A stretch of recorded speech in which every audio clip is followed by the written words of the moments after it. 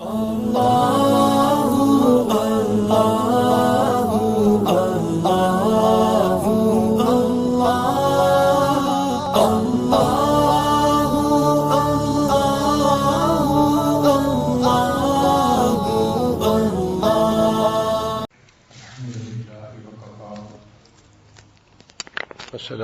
علی عباده الذین اصطفى اما بعد اعوذ باللہ من الشیطان الرجیم بسم اللہ الرحمن الرحیم افحسبتم انما خلقناکم عبثا وانکم الینا لا ترجعون سبحان ربک رب العزت عما یصفون وسلام علی المرسلین والحمد للہ رب العالمین اللہم صل علی سیدنا محمد وعلی آل سیدنا محمد وبارک وسلم اللہم صل علی سیدنا محمد وعلی آل سیدنا محمد وبارک وسلم اللہم صل علی سیدنا محمد وعلی آل سیدنا محمد وبارک وسلم۔ دنیا کی ہر چیز کا ایک مقصد ہوتا ہے۔ مثال کے طور پر گھر کے اندر بلب لگا ہوتا ہے تو اس کا مقصد ہوتا ہے روشنی کا پہنچانا۔ گھر کے اندر لوگ گائے پالتے ہیں، اس کا مقصد ہوتا ہے دودھ دینا۔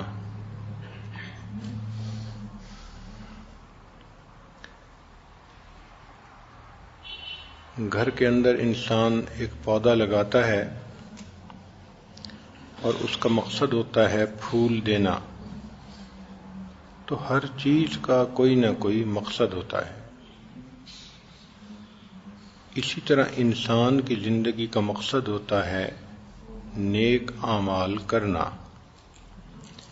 اللہ رب العزت نے انسان کو دنیا میں بھیجا ہی اسی لیے، خلق الموت والحیات لیبلوکم ایکم احسن عملا۔ اللہ تعالیٰ ارشاد فرماتے ہیں کہ موت اور حیات کو پیدا کیا کہ یہ آزمائیں کہ تم میں سے کون اچھے عمل کرتا ہے۔ تو نیک اعمال کا کرنا یہ ہمارا مقصد زندگی ہے۔ اگر کوئی چیز اپنے مقصد کو پورا کرنا چھوڑ دے تو وہ بے قیمت ہو جاتی ہے، اور مقصد کو پورا کرتی رہے تو وہ قیمت والی رہتی ہے۔ اس کی مثال یوں سمجھیے کہ اگر گھر میں ایک بلب پڑا ہے تو باپ اپنے بچے کو اس کے قریب بھی نہیں جانے دیتا۔ اگر دیکھے کہ بچہ اس کو ہاتھ لگا رہا ہے تو بیوی کو ڈانٹ پڑتی ہے کہ تم نے بلب کو ایسی جگہ رکھا ہی کیوں؟ تم نے بچے کو سمجھایا کیوں نہیں؟ حالانکہ اس کو اپنے بچے سے کتنی محبت ہے، لیکن 1 روپے کے بلب کو ہاتھ لگا لے تو بچے کو ڈانٹ پڑتی ہے، یہ ٹوٹ جائے گا، یہ خراب ہو جائے گا، اس کو مت ہاتھ لگاؤ۔ اس لیے کہ وہ بلب اپنے مقصد کو پورا کر رہا ہے۔ اسی طرح انسان نے گھر میں گائے پالی تو اس گائے کو چارہ بھی ڈال رہا ہے، نہلا بھی رہا ہے، اس گائے کا گوبر خود اٹھا رہا ہے، اس کو کبھی سردی میں اندر کمرے میں باندھتا ہے اور کبھی باہر لا کے باندھتا ہے۔ یہ اشرف المخلوقات ہو کر اس جانور کی خدمت میں لگا ہوا ہے، اس لیے کہ وہ جانور اپنے مقصد کو پورا کر رہا ہے۔ اور اگر کبھی اس جانور کو چارہ نہ ڈالا جائے، پانی نہ پلایا جائے، تو جو اس کی خبر گیری کرنے والے ہیں ان کو ڈانٹ پڑتی ہے کہ تم نے اس جانور کو کیوں نہیں چارہ ڈالا، اس کو کیوں نہیں پانی پلایا۔ اسی طرح گھر کے اندر ایک پودا لگایا، اب اس کو کوئی پانی نہیں دیتا اور وہ مرجھا رہا ہے تو ڈانٹ پڑے گی، بھئی اس کو پانی کیوں نہیں دے رہے، ڈی ہائیڈریشن کی وجہ سے یہ پودا مر رہا ہے۔ تو معلوم ہوا کہ ہر چیز کا ایک مقصد ہوتا ہے، جب تک وہ چیز مقصد کو پورا کرتی رہے اس کی قدر و قیمت ہوتی ہے، اور جب وہ مقصد کو پورا کرنا چھوڑ دے تو وہ بے قیمت بن جاتی ہے۔ چنانچہ گھر میں ایک بلب پڑا ہے، اس کو آپ نے اپنی جگہ پر لگانا چاہا لیکن لگاتے ہی وہ فیوز ہو گیا، تو آپ اس کو اٹھا کے ٹریش کین میں پھینک دیتے ہیں۔ یہ وہی بلب تھا کہ جس کو ہاتھ لگانے پر بیٹے کو ڈانٹ پڑی تھی، اور یہ وہی بلب ہے کہ آپ اس کو اٹھا کے ٹریش کین میں پھینک رہی ہیں۔ وجہ کیا؟ کہ اب وہ فیوز ہو گیا، مقصد پورا نہیں کرتا، اب اس کی کوئی قیمت نہیں، اب اس کو بے شک پھینک دو، چاہے وہ ٹوٹ جائے اور چاہے وہ گھر سے دور چلا جائے۔ اسی طرح اگر گائے پالی کہ مجھے دودھ دے گی اور کسی بیماری کی وجہ سے وہ دودھ دینا بند کر دیتی ہے تو مالک اس کی خدمت نہیں کرتا، پھر وہ قصاب کے حوالے کر دیتا ہے کہ جی اب اس کو تم ذبح کرو اور اس کا گوشت کھائیں لوگ۔ جس گائے کو پانی نہ پلانے پہ ڈانٹ پڑ رہی تھی، اب اس گائے کے گلے پہ چھری بھی پھر رہی ہے تو پرواہ نہیں ہے۔ گھر کے اندر جو پودا لگایا گیا تھا، اگر وہ کسی وجہ سے ڈیڈ ہو گیا تو اب اس پودے کو خود اپنے ہاتھ سے اکھاڑ کے پھینک دیتے ہیں۔ یہ وہی پودا تھا جس کے پھول کو اگر بچے نے ہاتھ لگانا چاہا تو بچے کو ڈانٹ پڑی، بھئی پھول دیکھنے کے لیے ہوتے ہیں، توڑنے کے لیے نہیں ہوتے۔ اب جب اس پر پھول لگتے ہی نہیں، وہ مر گیا تو اکھاڑ کے پھینک دیا۔ تو ان مثالوں سے یہ بات بہت واضح ہوتی ہے کہ ہر چیز کا ایک مقصد زندگی ہے، جب تک وہ مقصد زندگی کو پوری کرتی رہے اس کی قدر و قیمت ہے، اور جب مقصد زندگی کو پورا کرنا چھوڑ دے تو اس کی قدر و قیمت ختم ہو جاتی ہے مالک کی نظر میں۔ اب یہ مثالیں ہم اپنے اوپر ذرا چسپاں کریں کہ ہمارا بھی ایک مقصد زندگی ہے، اور وہ مقصد زندگی ہے نیک اعمال کا کرنا۔ اگر ہم نیک اعمال کرتے رہیں گے، اللہ رب العزت کی نظر میں ہماری عزت رہے گی، اور اگر وہ پورا کرنا چھوڑ دیں گے تو اللہ تعالی کی نظر سے گر جائیں گے۔ اور جب کوئی چیز بے قیمت ہو جاتی ہے، پھر اس کے ساتھ جو مرضی ہوتا پھرے انسان کو پرواہ نہیں ہوتی۔ آپ دیکھیں، مکھی اور مچھر کی کوئی قیمت نہیں،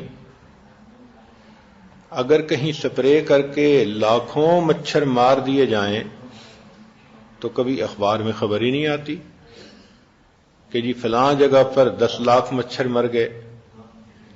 روڈ ایکسیڈنٹ میں 2 بندے مر جائیں تو اخبار میں بڑی خبر لگی ہوتی ہے، کیوں؟ ان کی قیمت ہے۔ اور لاکھوں مچھر مر جائیں تو پرواہ ہی نہیں۔ جب انسان بھی مقصد زندگی کو پورا کرنا چھوڑ دیتا ہے، یہ اللہ کی نظر میں مکھی اور مچھر کے برابر ہو جاتا ہے۔ پھر اس کو لوگ ذلیل کریں تو اللہ کو پرواہ نہیں، پھر اس کو تکلیف پہنچائیں پرواہ نہیں۔ اب جس عورت نے نہ نماز پڑھی نہ تلاوت کی، اپنے رب کو بھلا دیا، وہ ہر وقت بے پردگی کے کاموں میں لگی ہے، فیشن میں لگی ہے، گناہوں میں لگی ہے، غیر محرم مردوں میں پھنسی ہوئی ہے، تو وہ تو مقصد زندگی کو بھول گئی۔ اب وہ دنیا میں جتنا مرضی ذلیل و خوار ہوتی پھرے، اللہ کو پرواہ نہیں ہوتی۔ اس لیے کتنی عورتیں ایسی ہیں جو یہی شکوے کرتی ہیں، خامن نے تنگ کر رکھا ہے، ساس نے تنگ کر رکھا ہے، فلاں نے تنگ کر رکھا ہے۔ بھائی جب ہم مقصد زندگی کو پورا نہیں کریں گے تو اللہ تعالیٰ کی نظر میں بے قیمت بن جائیں گے۔ اب سوچنے کی بات تو یہ ہے کہ ہم کتنا مقصد کو پورا کر رہے ہیں اور ہماری کیا قیمت ہے اللہ تعالیٰ کی نظر میں۔ تو مقصد زندگی کھانا پینا نہیں، کھانا پینا تو ضرورت ہے۔ اور یہ ذہن میں رکھیں کہ جب ضرورت مقصد سے ٹکرائے تو ضرورت کو چھوڑتے ہیں، مقصد کو نہیں چھوڑا کرتے۔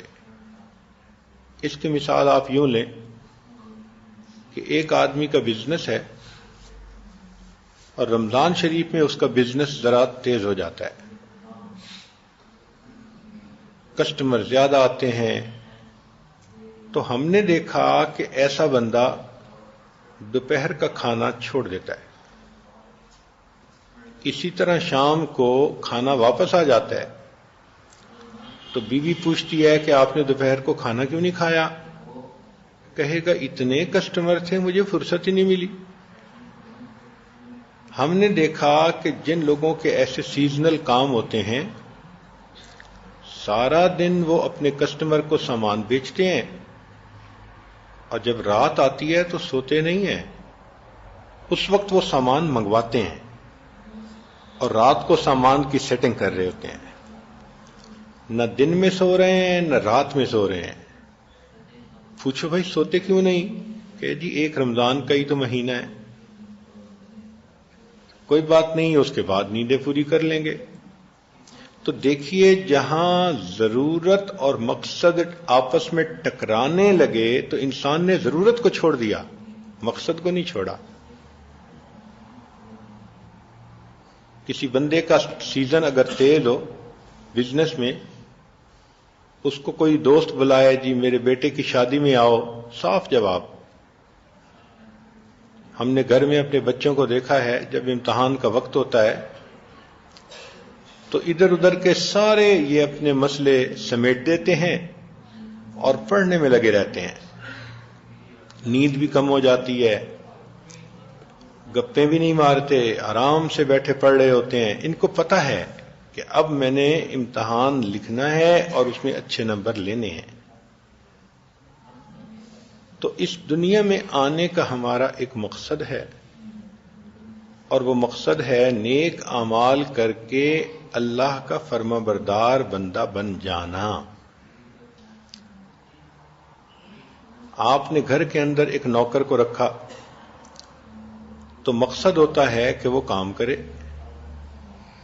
اب اگر وہ کام ہی نہیں کرتا، نہ وقت پہ آتا ہے اور وقت سے پہلے چلا بھی جاتا ہے اور بغیر بتائے چھٹیاں کر لیتا ہے، اور کام بتاؤ تو کام ہوا نہیں ہوتا، تو آپ کبھی اس کو تنخواہ نہیں دیں گی اور کہیں نہیں رکھیں گی۔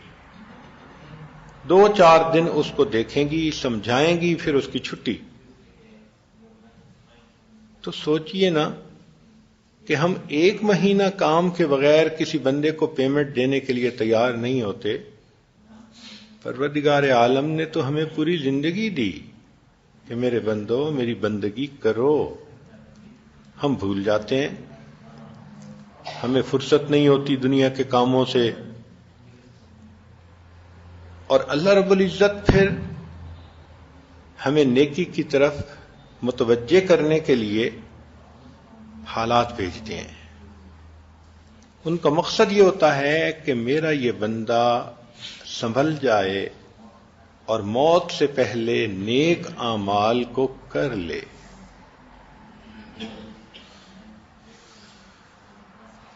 ایک اور انداز سے یہ بات سمجھیے کہ دنیا کے ہر ملک کی ایک کرنسی ہوتی ہے۔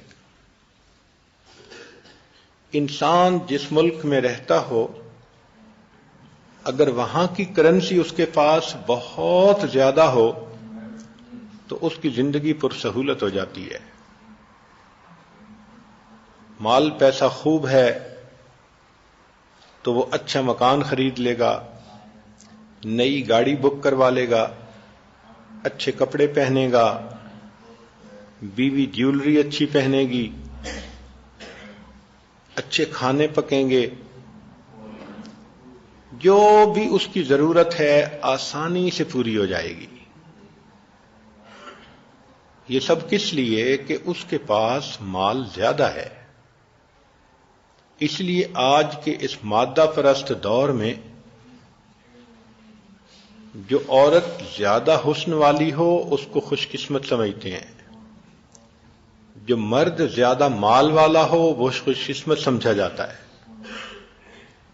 حالانکہ خوش قسمت تو وہ ہوتا ہے جو اللہ کا برگزیدہ اور فرما بردار بندہ ہوتا ہے۔ مگر عورتیں سمجھتی ہیں کہ جو لڑکی بہت خوبصورت ہے اس کے بڑے اچھے رشتے آئیں گے، اس کو اچھا گھر ملے گا، محبت کرنے والا خامن ملے گا، اس کی مرادیں پوری ہوں گی۔ یہ دھوکہ ہے۔ خوش قسمتی یہ کہ انسان اپنے مالک کو پسند آ جائے اور اس کی نظر میں انسان کی قدر و قیمت ہو جائے۔ اس لیے رب کریم نے ارشاد فرمایا من عاد لی ولیا فقد آذنتہ بالحرب، جو میرے ولی سے دشمنی کرے گا میرا اس کے ساتھ اعلان جنگ ہے۔ دیکھیں نا، جس کی قدر و قیمت ہے، اب ذرا اس کے ساتھ کوئی ٹکر تو لے، اللہ تعالیٰ فرماتے ہیں میرا اعلان جنگ ہے اس کے ساتھ۔ تو ہم نیک اعمال کے ذریعے اللہ کی نظر میں اپنی قیمت بنائیں۔ تو اگر کسی ملک میں رہتے ہوئے کسی کے پاس کرنسی زیادہ ہے تو اس ملک میں زندگی پر سہولت ہے۔ ہر ملک کی کرنسی الگ الگ ہوتی ہے۔ یہاں کی کرنسی اور ہے، سعودی عرب کی اور ہے، انڈیا میں اور ہے، پاکستان میں اور ہے، امریکہ میں اور ہے۔ ہر ملک کی اپنی اپنی کرنسی ہے، لیکن جس ملک میں ہیں وہاں کی اگر کرنسی ہوگی تو زندگی آسان گزرے گی۔ ایک مرتبہ ہمیں اس کا عجیب تجربہ ہوا۔ عمرے کے سفر پر گئے، بچے ساتھ تھے۔ جب سعودی عرب ایئرپورٹ پر پہنچے تو چھوٹے بچے نے کسی چیز کا مطالبہ کیا، اس کے لیے کوئی چیز لینی پڑ گئی۔ اب ڈالر تو ہمارے پاس تھے، لیکن جس دکاندار کے پاس جاتے وہ کہتا مجھے ریال دو، اور جو ریال تبدیل کرنے والی جگہ تھی یا آفس تھا وہ بند ہو چکا تھا۔ ہم نے لوگوں سے پوچھا، انہوں نے کہا جی نماز کے لیے بند ہوا ہے، آپ کو آدھا گھنٹہ انتظار کرنا پڑے گا، وہ کھلے گا تو پھر آپ کرنسی کو تبدیل کروا لیجئے گا۔ اب بچہ رو رہا ہے، ڈالر ہاتھ میں ہیں، $100، ہم چاہتے ہیں کہ اس کو کھلا کروائیں مگر کھلا ہو نہیں سکتا، اور چیزیں بھی پڑی ہوئی ہیں اور دکاندار بھی موجود ہیں، مگر ہر دکاندار کہتا ہے جی مجھے ریال چاہیے۔ تو اس دن ہمیں یہ تجربہ ہوا کہ واقعی جس ملک میں ہو اس کی کرنسی کا ہونا ضروری ہے، اگر نہ ہوگی تو کوئی چیز نہیں ملتی۔ تو جب مختلف ملکوں کی اپنی اپنی کرنسیاں ہیں اور جس ملک کی کرنسی انسان کے پاس ہو وہاں زندگی پر سہولت، اور اگر وہ نہ ہو تو انسان کو مصیبتیں اور مشکلیں، تو یہ بات ذہن نشین کر لیجئے کہ آخرت کی زندگی کی کرنسی نیکیاں ہیں۔ چنانچہ جو انسان خوب نیکیاں کما کر آخرت میں جائے گا وہ آخرت کا ملینر اور بلینر ہوگا۔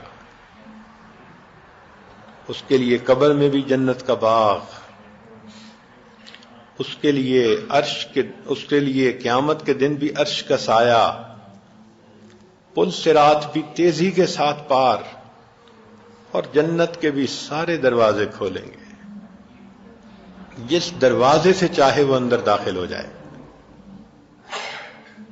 تو دیکھیے یہ کیسا خوش نصیب انسان ہے. لوگوں کے لیے قیامت کا دن ہزاروں سال لمبا، اور اس نیک بندے کے لیے فجر کی سنتوں کے برابر. اور عائشہ صدیقہ رضی اللہ تعالی عنہا فرمایا کرتی تھیں کہ نبی علیہ الصلوۃ والسلام کی سب سے مختصر نماز فجر کی سنتیں ہوتی تھیں، بہت ہلکی پڑھتے تھے. تو فجر کی 2 سنتوں کے بقدر قیامت کا دن ہوگا، اس لیے کہ ان کے پاس کرنسی ہے، اور یہ جنت میں جائیں گے تو پھر ان کو اونچے سے اونچے درجات بھی ملیں گے. کہا جائے گا تو حافظ قرآن ہے، اقرا ورتل کما کنت ترتل فی الدنیا، ایک ایک آیت کو پڑھتا جا اور جنت کا ایک ایک درجہ چڑھتا جا. یہ کیسا خوش نصیب انسان ہوگا کہ قرآن مجید کی ایک ایک آیت کو یاد کرنے پر اس کو ایک ایک درجہ اونچا نصیب ہوگا، اور نبی علیہ الصلوۃ والسلام کے نیبرہڈ میں اس کو جگہ مل جائے گی. یہ ہے خوش نصیبی اور یہ ہے خوش بختی. اور جس بندے کے پاس نیکیاں نہیں ہوں گی تو وہ بندہ قیامت کے دن بلکہ قبر سے ہی پریشان. قبر جہنم کا گڑھا، اور اٹھے گا تو قیامت کے دن گناہوں کے بقدر پسینہ، کوئی کمر تک پسینے میں شرابور، کوئی اپنے گلے تک پسینے میں شرابور. اور جیسے کوئی چیز جلتی ہے، آپ آلو ابالیں تو جس طرح آلو پانی کے اندر خوب ہیٹ اپ ہو رہا ہوتا ہے، ایسے انسان اپنے پسینے میں ہیٹ اپ ہو رہا ہوگا. ذرا سوچئے تو صحیح، ذرا سا پسینہ آئے تو آج عورتوں سے وہ وقت گرمی برداشت نہیں ہوتی. کچن میں کام کریں تو چولہے کے قریب کام کرنے سے پسینہ ہوتا ہے، تو ہم نے دیکھا لوگ کچن میں بھی ایئر کنڈیشنر لگواتے ہیں. تو دنیا کی تھوڑی دیر کی گرمی اگر برداشت نہیں ہوتی تو جہنم کی گرمی کہاں برداشت ہوگی. آج کسی کے گھر میں پیسے نہ ہوں، وہ عورت اتنی پریشان ہوتی ہے، مجھے بچوں کے لیے چیز لینی تھی، مجھے خامند خرچہ نہیں دیتا، میں بھیک مانگتی ہوں، دھکے کھاتی ہوں.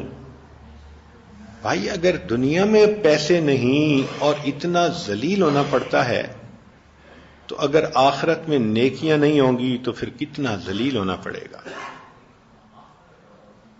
ایک نیکی انسان مانگنے کی کوشش کرے گا اور کوئی نہیں دے گا. یوم یفر المرء من اخیہ و امہ و ابیہ و صاحبتہ و بنیہ. ایک بندے کے پاس ایک نیکی کم ہوگی، وہ بھائی سے مانگے گا، بیوی سے مانگے گا، ماں سے مانگے گا.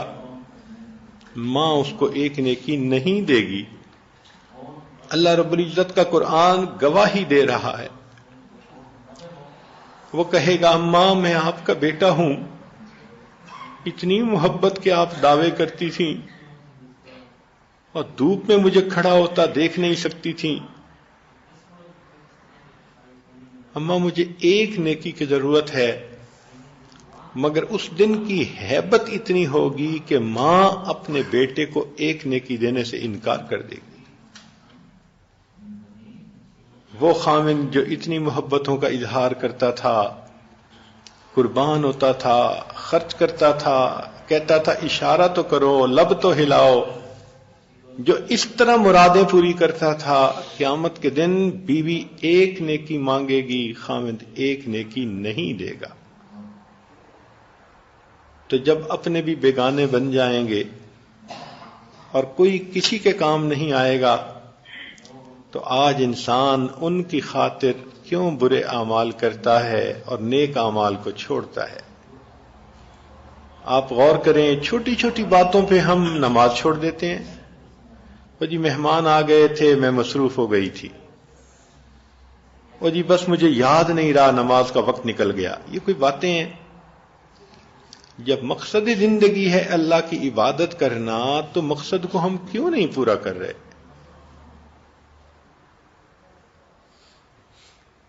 ہے تو عورتوں والی بات، لیکن اگر کوئی عورت شادی ہونے کے بعد خاوند کی خدمت نہیں کرتی، بیمار ہے جس وجہ سے خاوند کی ضرورت کو پورا نہیں کر سکتی، تو وہ خاوند کب تک اسے رکھے گا؟ یقینی بات ہے طلاق ہو کے گھر جائے گی. تو ہمارا بھی زندگی کا ایک مقصد ہے، پورا کریں گے تو اللہ رب العزت کی نظر میں ہماری قیمت ہوگی. اس مقصد کو پورا ہمیں ہر وقت کرنا ہے.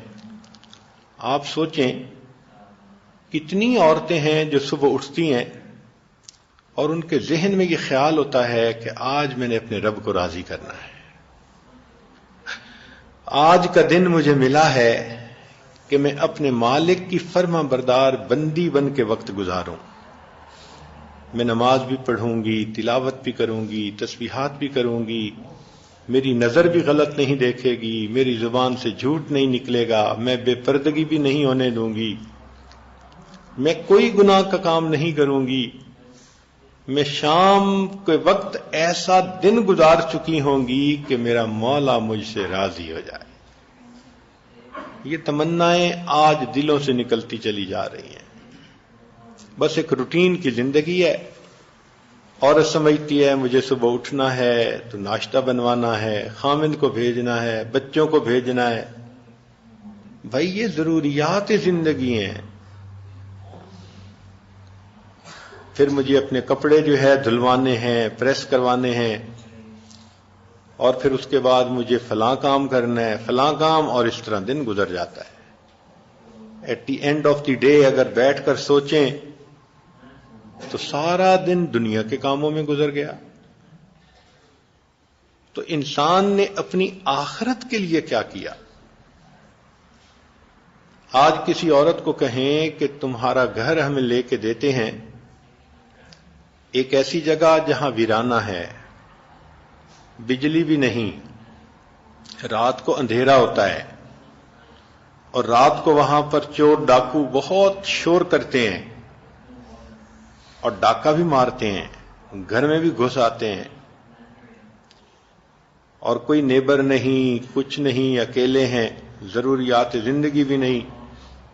تو عورت کہے گی کہ میں مر جاؤں گی، میں اس جگہ گھر نہیں لوں گی. تو اگر اس عورت کو بتایا جائے کہ آخرت میں تمہاری بے عملیوں کی وجہ سے تمہارا گھر جہنم میں بنے گا، جہاں روشنی نہیں ہوگی، جہاں پر فرشتے لمبے لمبے دانت ہوں گے اور ناخن ہوں گے، کالا رنگ ہوگا، اور وہ آئیں گے اور تمہیں دیکھیں گے، گردن سے پکڑیں گے، اور چھڑانے والا بھی پاس کوئی نہیں ہوگا. تو عورت کو کیوں سمجھ نہیں آتی کہ وہاں پر میں کیسے زندگی گزار سکوں گی؟ اب تو گھبرا کے یہ کہتے ہیں کہ مر جائیں گے، مر کے بھی چین نہ پایا تو کدھر جائیں گے. آج وقت ہے سوچنے کا کہ ہم اپنی زندگی اللہ رب العزت کے حکم کے مطابق گزار رہے ہیں یا من مرضی سے گزار رہے ہیں. آج ہم جتنی نیکی کرنا چاہیں کر سکتے ہیں. ایک مرتبہ سبحان اللہ پڑھنے پر جنت میں اتنا بڑا درخت لگ جاتا ہے کہ عربی نسل کا گھوڑا 70 سال تک دوڑتا رہے تو اس کا سایہ ختم نہ ہو. اور ایک مرتبہ سبحان اللہ پڑھنا کتنا آسان ہے. حدیث مبارکہ میں ہے جو آدمی نماز پڑھتا ہے، تلاوت کرتا ہے، نیکی کرتا ہے تو جنت میں اس کا گھر بنتا رہتا ہے. پھر ایک وقت آتا ہے کہ فرشتے اس کا گھر بنانا روک دیتے ہیں. تو دوسرے فرشتے پوچھتے ہیں بھئی گھر بنانا کیوں روک دیا؟ تو وہ کہتے ہیں کہ جی پیچھے سے میٹیریل آنا بند ہو گیا. تو جب انسان نیکی کرنا ختم کر دیتا ہے تو گھر کا میٹیریل بھی ختم ہو جاتا ہے. اب خوش نصیب تو وہی عورت ہے نا جو دنیا میں رہتے ہوئے آخرت میں بہترین گھر بنوا لے، جو اللہ رب العزت کی نظر میں اپنا مقام پیدا کر لے. ہم اگر سوچیں تو ہماری زندگی کا ایک ایک لمحہ قیمتی ہے، ایک ایک منٹ قیمتی ہے. اس لیے مشائخ نے فرمایا الوقت من ذهب و فضہ، کہ یہ وقت سونا اور چاندی ہے. الوقت هو الحیات، وقت کا نام ہی زندگی ہے. اور ہم اپنی زندگی کا وقت کتنا بیکار چیزوں میں ضائع کرتے رہتے ہیں، بیکار باتوں میں وقت ضائع کر دیتے ہیں.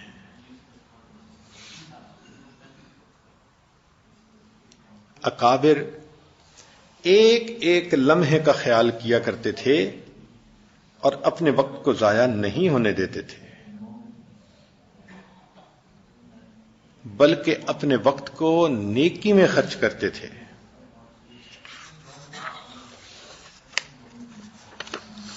نبی علیہ الصلوۃ والسلام نے ارشاد فرمایا 2 نعمتیں ہیں جن میں انسان اکثر دھوکہ کھا لیتے ہیں، الصحہ والفراغ، صحت اور فرصت. صحت ہوتی ہے تو اس کی بھی قدر نہیں کرتے، اور اگر فرصت ہوتی ہے تو اس کی بھی قدر نہیں کرتے. صحت ہوتی ہے تو پھر نیک اعمال میں آگے نہیں بڑھتے. ہم نے ایک آدمی کو دیکھا کہ مسجد میں بیٹھا رو رہا ہے. پوچھا کیا ہوا؟ کہنے لگا کہ جب جوانی تھی تو مسجد کا دھیان نہیں تھا، اب ریٹائرمنٹ کے بعد مسجد میں آنا شروع ہوا تو آنکھوں پہ موتیا بند آ گیا، جس وجہ سے اب بینائی چلی گئی. میں چاہوں بھی صحیح میں قرآن نہیں پڑھ سکتا. رو اس لیے رہا ہوں کہ کاش میں نے کچھ چھوٹی چھوٹی صورتیں یاد کی ہوتی تو آج ویسے زبانی ہی بیٹھ کے اللہ کا قرآن پڑھ لیتا. اب میں دیکھ کے پڑھ نہیں سکتا، اللہ نے نعمت چھین لی. تو انسان نعمت کی موجودگی میں نعمت کی قدر کرے اور جتنا زیادہ سے زیادہ نیکیاں کر سکتا ہے اتنا نیکی کر لے. دوڑ دوڑ کے نیکی کرے، بھاگ بھاگ کے نیکی کرے. نیکی کر کر کے تھکے اور تھک تھک کے پھر نیکی کرے. اس لیے ایسا بندہ جو تھکاوٹ کے باوجود بھی نیک کام کر رہا ہو اللہ کو بڑا پسندیدہ. حدیث مبارکہ میں ہے کہ ایک نوجوان قافلے کے ساتھ جا رہا تھا اور سب تھکے ہوئے تھے، اور وہ رات کے آخری پہر میں کسی منزل پر پہنچے تو سارے قافلے والے سو گئے. اس نے وضو کیا اور یہ تہجد پڑھنے کے لیے کھڑا ہو گیا. تو حدیث پاک میں ہے کہ اللہ رب العزت دوسرے فرشتوں کو دکھاتے ہیں اور اس نوجوان پہ خوش ہوتے ہیں کہ دیکھو یہ بھی تو تھکا ہوا تھا مگر میری محبت نے اس کو مصلی پر کھڑا کر دیا. تو اللہ تعالیٰ خوش ہوتے ہیں کہ انسان تھکاوٹ کے باوجود نیک عمل کر رہا ہو اور شوق ہو نیک عمل کرنے کا. یہ اللہ تعالیٰ کی نعمت ہوتی ہے کہ کسی بندے کو نیکی کا شوق ہو. میں اتنا قرآن مجید پڑھ لوں، میں اتنی تسبیحات پڑھ لوں، میں اس سنت پہ بھی عمل کر لوں، میں اس سنت پہ بھی عمل کر لوں. ہر وقت کی یہ سوچ ہو اور انسان اپنے وقت کو کارآمد بنانے کے اندر لگا رہے. چنانچہ ایک بزرگ فرماتے ہیں کہ میں ایک مرتبہ گلی میں سے گزر رہا تھا، ایک بچے کو دیکھا کہ وہ الگ تھلگ بیٹھا ہوا ہے اور غم زدہ نظر آتا ہے، ڈپریسڈ نظر آتا ہے۔ میں نے سوچا کہ شاید اس کو دوسرے بچے اپنے ساتھ کھیلنے نہیں دے رہے، تو یہ بچہ پریشان بیٹھا ہے، چلو میں ذرا اس کی دل لگی کر لوں۔ میں نے سلام کیا اور بچے سے پوچھا کہ بچہ کیا وجہ ہے، کیوں غمزدہ ہو، کیا یہ بچے تمہیں اپنے ساتھ کھیلنے نہیں دیتے؟ اس بچے نے آنکھ اٹھا کے میری طرف دیکھا اور کہنے لگا انکل افحسبتم انما خلقناکم عبثا، کیا تم سمجھتے ہو کہ بے فائدہ پیدا کیے گئے ہو؟ تو انکل میں کھیل کود کے لیے تو پیدا نہیں ہوا۔ کہنے لگے مجھے بہت حیرت ہوئی، یہ بچہ ہے اور بچپن میں تو بچے کھیل میں ہی وقت گزارتے ہیں، مگر یہ اتنا سمجھدار کہ یہ کہتا ہے کہ میں کھیل کود کے لیے تو پیدا نہیں ہوا۔ تو میں نے اس سے پوچھا کہ بچے تم چھوٹے ہو، ابھی سے تم کیوں اتنے فکر مند ہو گئے؟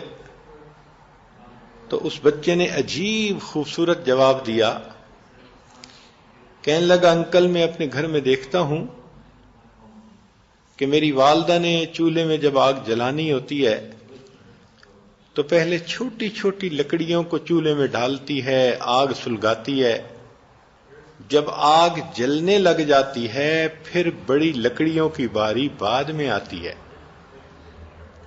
تو جب یہ اپنے گھر میں روز دیکھتا ہوں تو مجھے یہ خیال آتا ہے کہ ایسا نہ ہو قیامت کے دن اللہ تعالیٰ جہنم کی آگ کو جلانا چاہیں اور پہلے چھوٹے چھوٹے بچوں کو اندر ڈالیں کہ آگ اچھی طرح بھڑک جائے اور بڑوں کی باری بعد میں آئے۔ ایک چھوٹا سا بچہ ہے اور اس کے دل پہ بھی آخرت کا اتنا خوف ہے، ہم بال سفید کر بیٹھے اور ہمیں اپنی آخرت کی تیاری کی فکر نہ لگی، اس لیے کہ اس کا نام غفلت ہے اور ہم غفلت بھری زندگی گزار رہے ہیں۔ ہم نے بیٹھ کے کبھی اپنی موت کی تیاری کی، سوچا کتنی نمازیں زندگی میں ہم نے قضا کی اور ہمارے ذمے قضا ہے اور پڑھنی ہے، کبھی فہرست بنائی، کبھی روزوں کی قضا لکھی؟ ہر جوان عورت رمضان المبارک میں کچھ روزے ہوتے ہیں جو نہیں رکھ پاتی، مگر سستی کی وجہ سے ان کی قضا بھی نہیں کرتی۔ تو کتنے مہینوں کے روزے ذمے ہیں پتہ ہے؟ کبھی خیال ہی نہیں کیا۔ ہم نے کتنے لوگوں کی غیبت کی، ان کا حق ہمارے اوپر آتا ہے، کبھی ہم نے ان سے معافی مانگی؟ کتنے لوگوں کے دل دکھائے ہم نے، ایسی باتیں کی، کبھی ان سے سوری کیا؟ تو آخرت کے نقطہ نظر سے کیا ہم نے تیاری کر لی؟ اگر ہی ہم اپنے آپ سے سوال پوچھیں گے تو تمہارا دل کہے گا کہ ہم نے تو تیاری کی ہی نہیں۔ تو کیا آخرت میں بغیر تیاری کے چلے جائیں گے؟ صدیق اکبر عنہ فرمایا کرتے تھے کہ جس شخص نے بغیر تیاری کے موت میں قدم رکھا ایسا ہی ہے اس نے بغیر کشتی کے سمندر میں چھلانگ لگا دی۔ جو بغیر کشتی کے سمندر میں چھلانگ لگائے گا بالآخر ڈوب کر رہے گا، جو بغیر تیاری کے آخرت میں جائے گا بالآخر عذاب میں گرفتار ہو کر رہے گا۔ اس لیے موت کا جب وقت آتا ہے تو انسان پھر حسرت کرتا ہے، کاش مجھے تھوڑا سا وقت اور مل جاتا اور میں آخرت کی تیاری کر لیتا۔ آج وقت بھی ہے، صحت بھی ہے، سہولت بھی ہے، ہم اس دنیا کی زندگی کو عبادت میں گزارنے کے لیے کوشش کریں۔ نبی علیہ الصلوۃ والسلام نے ارشاد فرمایا، میری امت کی عمریں بین 70 و 60، 60-70 کے درمیان ہوں گی، یعنی ایوریج عمر اتنی ہوگی، کسی کی کم بھی ہو سکتی ہے، کسی کی زیادہ بھی ہو سکتی ہے، مگر ایوریج عمریں اتنی ہی ہوں گی۔ تو آج آپ دیکھیں یہی 60-70 میں انسان چلا جاتا ہے دنیا سے. تو ذرا حساب لگائیں کہ ایک بندے کی عمر ہے 63 سال، تو زندگی کی ترتیب تو یہی ہوتی ہے کہ وہ 8 گھنٹے دفتر میں دیتا ہے اور 7-8 گھنٹے سونے میں اور ان کاموں میں گزر جاتے ہیں. تو 8 گھنٹے اس کے پاس باقی ہوتے ہیں. تو 8 گھنٹے دفتر کے، 8 گھنٹے نیند وغیرہ کے، اور 8 گھنٹے دوسرے کاموں کے. تو اس کا مطلب یہ کہ 3 حصے اگر دن کے کریں تو 2 حصے تو اس کے ضرورتیں پوری کرنے میں لگ جاتے ہیں، کاروبار کی ضرورتیں اور سونے کی ضرورتیں. تو 63 سال ہوں تو 2 حصے بنے 42 سال اور تیسرا حصہ بنا 21 سال. تو 63 سال جس کی زندگی ہے اس نے 42 سال تو یا کاروبار میں لگا دیے یا سونے میں لگا دیے، باقی بچے زندگی کے 21 سال. اب ان 21 سالوں میں سے زندگی کے پہلے 13 سال جو جوان نہیں ہوتا اور نامہ اعمال میں اس کے حساب شروع نہیں ہوتا وہ نکالیں تو باقی رہیں گے 8 سال 9 سال.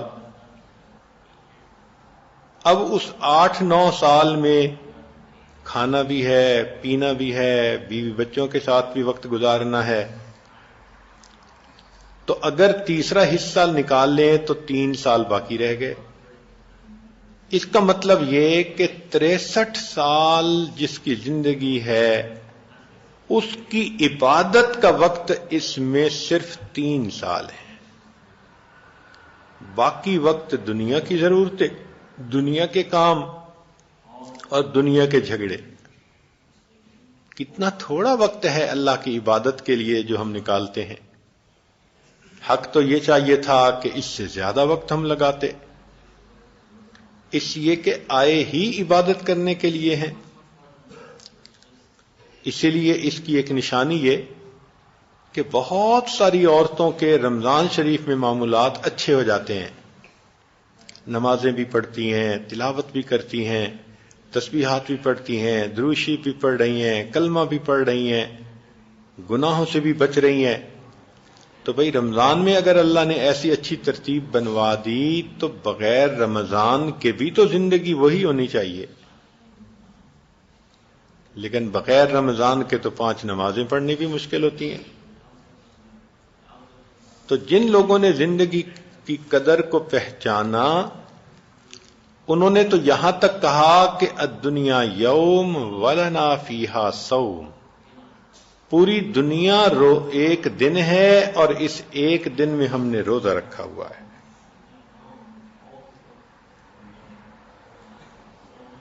حسن بصری رحمت اللہ علیہ، ان کے بارے میں آتا ہے کہ حضر الحسن البصری جنازۃً فلما فرغ من دفنها قال الحسن لأحد الحاضرین للدفن، جب جنازے کو دفن کر کے فارغ ہوئے تو حسن بصری رحمت اللہ علیہ نے دفن کرنے والے لوگوں سے یہ گفتگو کی. بندے کو کہا اتظن ان ھذا المیت یود الآن ان یعود الی الدنیا لیزداد من الاعمال من الذکر والطاعت ویستغفر اللہ لذنوبہ، کیا تم گمان کرتے ہو کہ اس میت کو یہ تمنا ہوگی کہ یہ تھوڑی دیر کے لیے زندہ ہو جاتا تو یہ نیک اعمال کرتا، اللہ کا ذکر کرتا، گناہوں پہ استغفار کر لیتا؟ فقال الرجل نعم، بندے نے جواب دیا کہ ہاں. فقال الحسن فما لنا لا نکون کہذا المیت، ہمیں کیا ہو گیا، ہم اس میت کی مانند بھی نہیں بن سکتے کہ ہم دل میں تمنا کریں ہم اور 2 رکعت پڑھ لیں، کچھ اور اللہ کا ذکر کر لیں، کچھ اپنے گناہوں کی اور معافی مانگ لیں. تو ہم تو میت کی مانند بھی نہ بنے. تو غفلت میں پڑا ہوا انسان تو اپنی زندگی کو ضائع کر رہا ہوتا ہے. یہ تھوڑی سی زندگی کا وقت اللہ رب العزت نے دیا تو ہمیں چاہیے کہ ہم اس میں نیک اعمال کریں. چنانچہ جو نیک لوگ ہوتے ہیں وہ نیکی کے کاموں میں لگے رہتے ہیں. امام اعظم ابو حنیفہ رحمۃ اللہ علیہ رمضان المبارک میں 63 قرآن مجید پڑھا کرتے تھے. ایک قرآن مجید دن میں، ایک قرآن مجید رات میں، اور 3 قرآن مجید تراویح میں. امام شافعی رحمۃ اللہ علیہ روزانہ ایک قرآن مجید پڑھا کرتے تھے.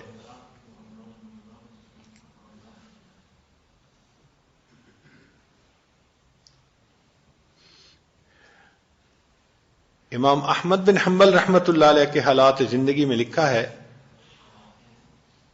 کہ علمی کام میں سارا دن مصروف رہتے تھے، اس کے باوجود 300 رکعت نفل روزانہ پڑھا کرتے تھے. اور جب ان پر امتحان آیا اور ان کو درے لگے مسئلہ خلق قرآن کی وجہ سے تو ان کا جسم کمزور ہو گیا تھا، تو اس وقت وہ 150 رکعت روزانہ پڑھا کرتے تھے. ہے کوئی عورت جو 50 رکعت روزانہ پڑھتی ہو؟ تو ہماری زندگی کے اعمال کو دیکھیں تو حیرانی ہو جائیں. ایک بزرگ تھے، روزانہ 70 طواف کیا کرتے تھے. ہر طواف کے 2 رکعت نفل ہوتے ہیں تو 140 رکعت تو واجب الطواف پڑھتے تھے. یہ لوگ کیسے اتنے اعمال کر لیتے تھے؟ ان کو فکر لگی ہوتی تھی تو وہ ہر وقت نیک اعمال کرنے میں مشغول ہوا کرتے تھے.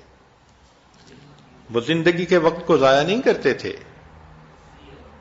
اگر عورتیں یہ سوچیں کہ جی یہ تو پہلے زمانے کے لوگ تھے، فارغ تھے، فرصت تھی، آج کل کہاں اتنا وقت ہے، تو ابھی اسی رمضان کی بات ہے، ایک نوجوان نے بتایا کہ میرا روزانہ ایک قرآن مجید مکمل کرنے کا معمول ہے.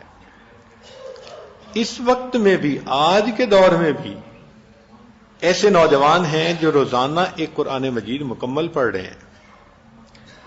کوئی بتاتا ہے کہ 10,000 مرتبہ روزانہ کلمہ پڑھتا ہوں، کوئی بتاتا ہے کہ میں 20,000 دفعہ کلمہ پڑھتا ہوں. ایک خاتون نیک ہیں، کہنے لگی حضرت میرے پاس بہت وقت ہے، بتائیں میں کیا پڑھوں؟ تو اس عاجز نے کہا کہ 7,000 دفعہ کلمہ پڑھیں. پھر اس نے فون کیا کہ جی وقت ہے اور کیا کروں؟ میں نے کہا 10,000 دفعہ پڑھیں. پھر فون کیا جی اور بھی وقت ہے. میں نے کہا کہ اچھا 21,000 مرتبہ پڑھیں. اس اللہ کی بندی نے پھر فون کیا کہ جی میرے پاس بہت وقت ہے، اب بچوں کی شادیاں ہو گئیں، میں فارغ ہوتی ہوں، خاوند چلا جاتا ہے دفتر میں، میرے پاس بہت فرصت ہے، حضرت مجھے بتائیں. ہم نے کہا زیادہ کر لو. اللہ کی شان کہ اس نے فون کیا کہ حضرت میں روزانہ 40,000 مرتبہ کلمہ شریف پڑھتی ہوں. ہر تیسرے دن قرآن مجید ختم کرتی ہے. ہر تیسرے دن اس کی کال آئی ہوتی ہے حضرت آج میرا ختم قرآن ہو گیا. تو ایسی بھی تو عورتیں آج کے دور میں ہیں جو روزانہ 40,000 مرتبہ کلمہ پڑھ رہی ہیں اور ہر تیسرے دن قرآن پاک ختم کر رہی ہیں. اس مجمع میں کتنی عورتیں ہیں جن کو اللہ نے صحت بھی دی، جوانی بھی دی، وقت بھی دیا، فرصت بھی دی، مگر کس کا معمول ہے ایسا؟ ہم لوگ 15 دن میں جاتے ہیں، 1 دفعہ عمرہ کرتے ہیں یا 2 دفعہ عمرہ کرتے ہیں. ہمارے ایک ساتھی ہیں نوجوان، وہ مسجد نبوی میں کام کرتے ہیں اور ان کو ہفتے کے بعد ایک چھٹی ہوتی ہے. تو جس دن چھٹی ہوتی ہے وہ بس میں سفر کرتے ہیں مدینہ طیبہ سے مکہ مکرمہ، احرام باندھ کے جاتے ہیں اور ایک دن میں 3 مرتبہ عمرہ کرتے ہیں۔ ایک دفعہ عمرہ کیا، مکمل ہو گئے اعمال، پھر دوسری دفعہ احرام باندھ کے عمرہ کیا، پھر مکمل کیا، بال کٹوائے، پھر تیسری دفعہ احرام باندھ کے عمرہ کیا۔ 3 دفعہ عمرہ کر کے وہ پھر بس پہ بیٹھتے ہیں اور واپس آ کر سیدھا اپنی ڈیوٹی کرتے ہیں۔ تو میں سن کے خوش ہوا کہ دیکھو ہماری حالت، دیکھو کہ 15 دن میں ایک عمرہ، اور اس نوجوان کا شوق دیکھو کہ ڈیوٹی سے آیا اور آیا بھی بس میں، اور 3 عمرے ایک دن میں کر کے پھر بس میں واپس جا کر پھر اپنی ڈیوٹی کی۔ تو جن کو فکر لگ جاتی ہے وہ پھر اپنی زندگی کے وقت کو اس طرح کماتے ہیں۔ گل سادی ہے میلا گھڑی دے، رتاں آندیاں جاندیاں رہندیاں نے، کرما والیاں او جیڑیاں رکھ لا کے مڑ چھاویں بہندیاں نے۔ کہ بات تو بڑی سادہ ہے، یہ موسم تو بدلتے بدلتے رہتے ہیں، مگر قسمت والی عورتیں وہی ہوتی ہیں جو درخت لگاتی ہیں اور ان کے سائے میں مزے سے بیٹھتی ہیں۔ خوش نصیب ہیں وہ عورتیں جو آج نیکی کے درخت لگائیں گی اور کل ان کی ٹھنڈی چھاؤں میں بیٹھیں گی۔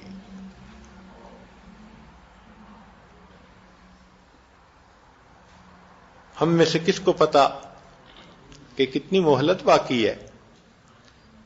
کتنے لوگ پچھلے رمضان میں زندہ تھے، اس رمضان میں موجود نہیں، اور کتنے ہم میں سے اس رمضان میں زندہ ہیں اور ان کی زندگی میں اگلا رمضان نہیں ہوگا۔ تو اس رمضان سے فائدہ اٹھائیں، ایام زندگی سے فائدہ اٹھائیں۔ یاد رکھنا یہ تھکاوٹیں سب اتر جائیں گی، نامے اعمال میں لکھے ہوئے عمل باقی رہ جائیں گے۔ ہمارے اکابر اپنے آپ کو اتنا تھکاتے تھے کہ رات کو سونے کے لیے بستر پہ جاتے تھے تو تھکے ہوئے اونٹ کی طرح پاؤں گھسیٹ گھسیٹ کے رکھا کرتے تھے۔ حفصہ بنت سیرین محمد ابن سیری رحمت اللہ علیہ کی بہن تھی، سارا دن بچوں کو، عورتوں کو قرآن پڑھاتی، اور رات آتی تو عشاء کے وقت سے تہجد شروع کرتی اور سحری تک پڑھتی رہتی تھی۔ زندگی کے 35 سال انہوں نے اس ترتیب پر گزار دیے۔ ایک شخص کہتے ہیں میں رابعہ بصریہ کو ملنے گیا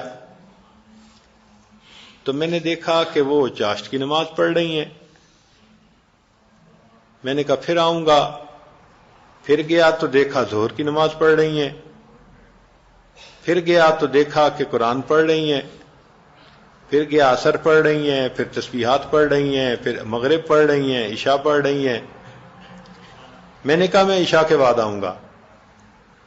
دیکھا تو عشاء کے بعد مصلی پہ کھڑی اللہ کے سامنے تلاوت کر رہی ہیں۔ اسی حال میں فجر ہو گئی، فجر کے بعد پھر ذکر کرنے بیٹھ گئیں۔ اب بیٹھے بیٹھے ان کو تھوڑی دیر اونگ آ گئی تو بہت ہی ہڑبڑا کے اٹھیں اور دعا مانگنے لگیں، اللہم انی اعوذ بک من عین لا تشبع من النوم۔ اے اللہ میں ایسی آنکھ سے تیری پناہ مانگتی ہوں جو سو سو کے تھکتی ہی نہیں ہے۔ حالانکہ 24 گھنٹے میں لیٹ کے نہیں سوئیں، بیٹھے بیٹھے اونگ آ گئی اور اس پہ اللہ کی پناہ مانگتی ہیں۔ جنہوں نے زندگی کی قدر کو پہچانا انہوں نے ایسے عمل کیے۔ کہتے ہیں کہ پچھلی امتوں کی عمریں لمبی تھیں، جیسے نوح علیہ السلام کی عمر تقریباً 1000 سال، کسی کی 500 سال، کسی کی 700 سال۔ تو ایک عورت ایک نبی علیہ الصلوۃ والسلام کی خدمت میں حاضر ہوئی اور کہنے لگی کہ حضرت میرے بچوں کے لیے دعا کریں، یہ بچپن میں ہی فوت ہو جاتے ہیں، زندہ نہیں رہتے۔ پوچھا کتنی عمر میں؟ تو کہنے لگی کوئی 200 سال کے بعد فوت ہو جاتا ہے، کوئی 300 سال کے بعد۔ تو وہ نبی علیہ السلام فرمانے لگے کہ اللہ کی بندی، قرب قیامت میں ایک وقت ایسا بھی آئے گا کہ انسانوں کی عمریں ہی 100 سال سے تھوڑی ہوں گی۔ تو وہ عورت بڑی حیران ہو کر سننے لگی اور کہنے لگی کہ اچھا، جن لوگوں کی عمریں 100 سال سے تھوڑی ہوں گی، کیا وہ دنیا میں رہنے کے لیے گھر بنایا کریں گے؟ انہوں نے کہا ہاں، گھر بھی بنائیں گے، شادی بیاہ بھی کریں گے، بچے بھی ہوں گے۔ تو اس نے ٹھنڈی سانس لی۔ تو انہوں نے پوچھا کہ کیوں ٹھنڈی سانس لی؟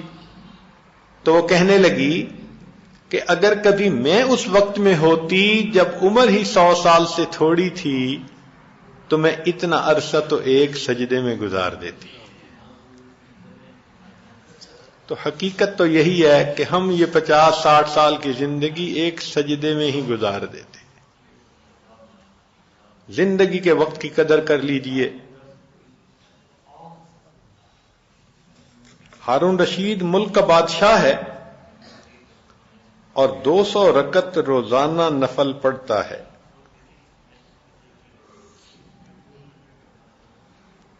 چنانچہ ایک واقعہ سنا کے بات کو یہ عاجز مکمل کرتا ہے۔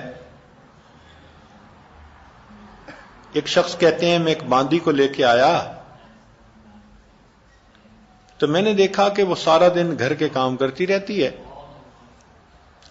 عشاء کے بعد مجھ سے آ کے پوچھتی ہے جی کوئی کام، میری ضرورت؟ میں کہتا ہوں نہیں۔ تو وہ وضو کر کے مصلی پہ آ جاتی اور پوری رات اللہ کے سامنے رکوع اور سجود میں گزار دیتی۔ کئی دن اسی طرح ہوتا رہا۔ ایک دن میں نے اسے کہا کہ میرا بستر بنا دو۔ اس نے بستر بنا دیا اور مجھ سے سوال کرنے لگی کہ جی آپ کا بھی کوئی آقا ہے؟ جیسے میرے آقا آپ ہیں اور جو آپ کہتے ہیں میں وہی کام کرتی ہوں، تو کیا آپ کے بھی کوئی آقا ہیں؟ تو کہنے لگے کہ اس کی بات نے میرے من کو جگا دیا کہ واقعی میرا بھی تو آقا ہے، مجھے بھی تو اس کو راضی کرنے کے لیے کچھ کرنا چاہیے۔ یہ عورت اگر مجھے خوش کرنے کے لیے بھاگ بھاگ کے کام کرتی ہے تو مجھے بھی تو اپنے رب کو راضی کرنے کے لیے بھاگ بھاگ کے نیکیاں کرنی چاہیے۔ کہنے لگے رات کو پھر میری آنکھ کھلی تو میں نے دیکھا کہ وہ عورت دعا مانگ رہی ہے، اللہ آپ کو مجھ سے محبت رکھنے کی قسم۔ تو میں نے اسے کہا کہ اے لڑکی دعا یوں نہیں مانگو، بلکہ یوں مانگو اللہ مجھے آپ سے محبت رکھنے کی قسم۔ تو اس پر وہ کہنے لگی کہ دیکھیں اگر اللہ مجھ سے محبت نہ کرتے تو مجھے یوں راتوں کو نہ جگاتے اور آپ کو یوں میٹھی نیند نہ سلاتے۔ تو اس عورت کی بات ذہن میں رکھیں کہ اگر اللہ کو محبت ہوتی ہے اللہ بندے کو راتوں کو جگاتا ہے۔ عورتیں تو اس بات کو اچھی طرح سمجھتی ہیں۔ خاوند کو بیوی سے محبت ہوتی ہے، وہ بیوی کو وقت دیتا ہے، راتوں کو جگاتا ہے، وقت لیتا ہے۔ تو اگر اللہ رب العزت سے ہمیں محبت ہے تو کیا اللہ تعالی ہمیں تہجد میں جگاتے ہیں؟ آج کی عورت کو شکوہ یہی ہوتا ہے جی خاوند وقت پہ نہیں آتا، ہمیں وقت نہیں دیتا۔ تو بھائی اگر اللہ رب العزت ہم سے محبت کرتے تو وہ بھی تو ہمیں مصلی پہ بٹھاتے، وہ بھی تو ہمیں تہجد میں جگاتے۔ نہ مصلی پہ بیٹھنے کی توفیق، نہ تہجد کی توفیق، تو اس کا مطلب تو یہی ہے نا کہ ابھی محبت کا وہ درجہ حاصل نہیں ہوا۔ اس لیے تو یہ عاجز عرض کرتا ہے کہ یہ کبھی نہ سوچیں کہ میں تہجد نہیں پڑھتی، بلکہ یہ سوچیں کہ میرا یہ تعلق کمزور اتنا ہے کہ اللہ تہجد کے وقت میں میری شکل دیکھنا پسند ہی نہیں کرتے۔ فرشتے بھیج کے سلا دیتے ہیں۔ حدیث پاک میں آتا ہے کہ اللہ تعالیٰ جن کو نہیں چاہتے یہ تہجد پڑھیں فرشتوں کو بھیجتے ہیں تھپکی دے کے سلا دو، میں نہیں چاہتا یہ میرے مقبول بندوں کے جاگنے کا وقت ہے، میں ان کو مصلی پہ کھڑے ہوتے نہیں دیکھنا چاہتا۔ تو یہ نہیں کہ ہم تہجد نہیں پڑھتے، ہمیں جاگنے ہی نہیں دیا جاتا۔ آج وقت ہے اپنے گناہوں پہ نادم ہو کر، شرمندہ ہو کر اپنے وقت کو عبادت میں لگائیں۔ ہر محب محبوب کے ساتھ تنہائی میں وقت گزارتا ہے۔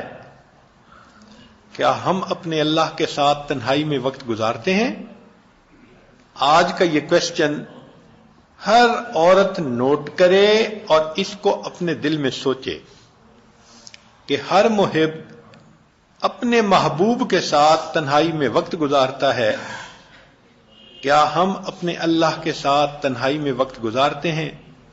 تلاوت کرتے نظر آئیں، تسبیح پڑھتے نظر آئیں، مصلی پہ بیٹھے نظر آئیں۔ صرف رمضان کی بات نہیں ہے، پوری زندگی کی ترتیب ایسی ہو۔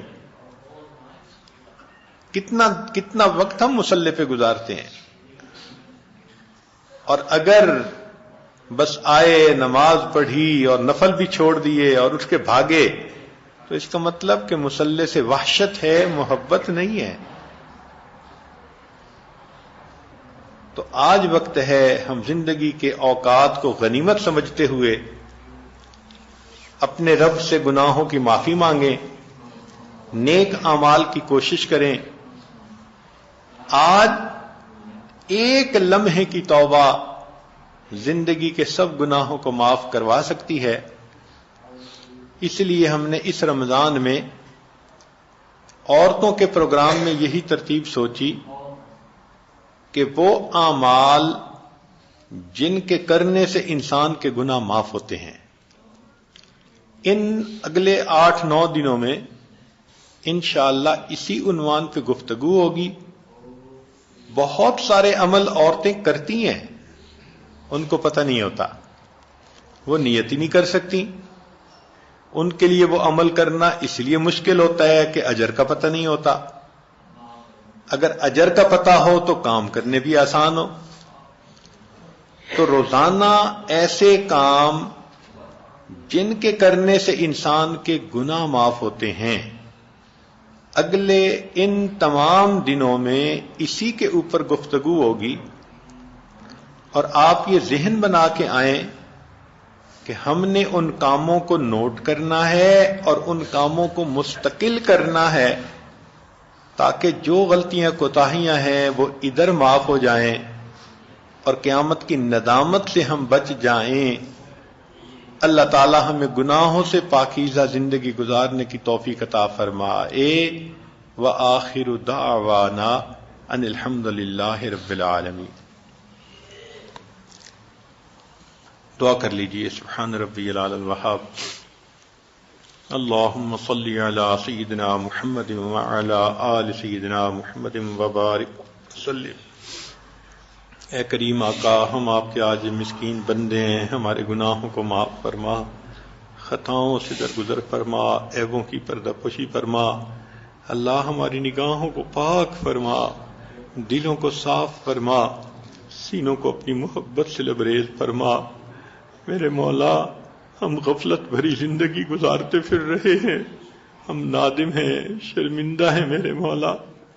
ہم نے زندگی کے اوقات کی قدر نہ کی، ہم بہت بے قدرے لوگ ہیں اللہ۔ ہم تو دنیا کی زیب و زینت میں پھنسے رہتے ہیں اور دنیا کے کاموں میں لگے رہتے ہیں اللہ۔ وقت ہونے کے باوجود مصلی پہ گھنٹوں نہیں گزارتے اللہ۔ ہمارے ان گناہوں کو معاف کر دیجئے، ہمیں عبادت کا شوق عطا کر دیجئے اللہ، عبادت کا شوق عطا کر دیجئے۔ ہم بھاگ بھاگ کے نیکی کریں، ہمیں ایسا بنا دیجئے، نیکی کر کے دل نہ تھکے اللہ، ہمیں ایسا بنا دیجئے۔ ہمیں ایسا جسم دے دیجئے جو نیکی کر کے تھکے ہی نہ۔ پروردگار ہم پر یہ رحمت فرما دیجئے اللہ۔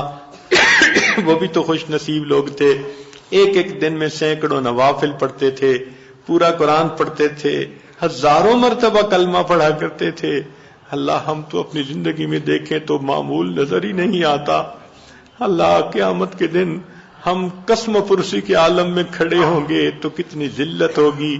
رحمت کی نظر ڈال دیجئے ہمیں نیک اعمال کمانے کی توفیق عطا فرما دیجیے، ہمیں اپنے نیک بندوں میں شامل فرما دیجیے۔ اللہ ہمیں بے پردگی سے محفوظ فرما، جھوٹ غیبت سے محفوظ فرما، بدگمانی سے محفوظ فرما، حسد اور کینہ سے محفوظ فرما، عجب تکبر خود پسندی سے محفوظ فرما۔ اللہ ہمیں دوسروں کا دل دکھانے سے محفوظ فرما، اور اے اللہ ہمیں ایک نیک انسان بن کر زندگی گزارنے کی توفیق عطا فرما۔ اللہ ہماری ان دعاؤں کو اپنی رحمت سے قبول فرما۔ صلی اللہ تعالی علی خیر خلقہ سیدنا محمد وآلہ واصحابہ اجمعین برحمتک یا ارحم الراحمین۔